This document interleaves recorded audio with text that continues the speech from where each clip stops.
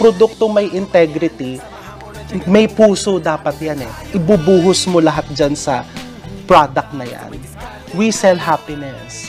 We sell a promise na kapag kinain mo yan, sasaya ka. Malilimutan mo yung problema mo.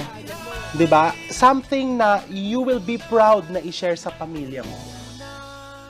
Sa negosyo.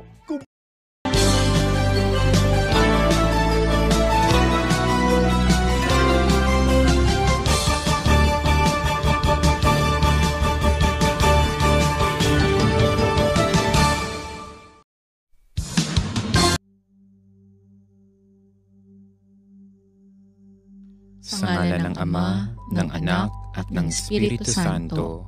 Amen.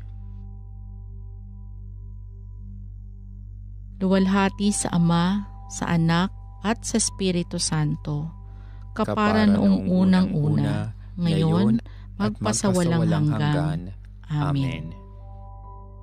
Sa ngalan ng Ama, ng Anak, Super Radyo Balita! Amen.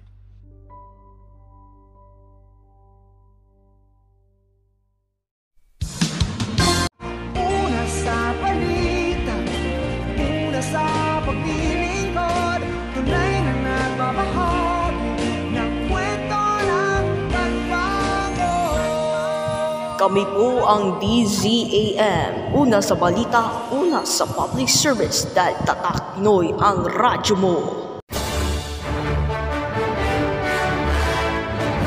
Sa nakalipas na 24 na oras, sumahimpapawid ang DZAM 99.1 kHz.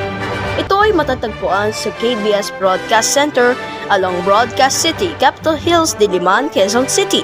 Ang aming 50 kW transmitter ay matatagpuan sa Samulong Highways, Antipolo City.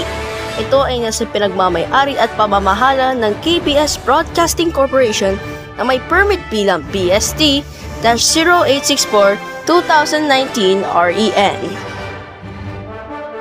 Si Erwin Santos ay nasa pamamahala ng Technical Division.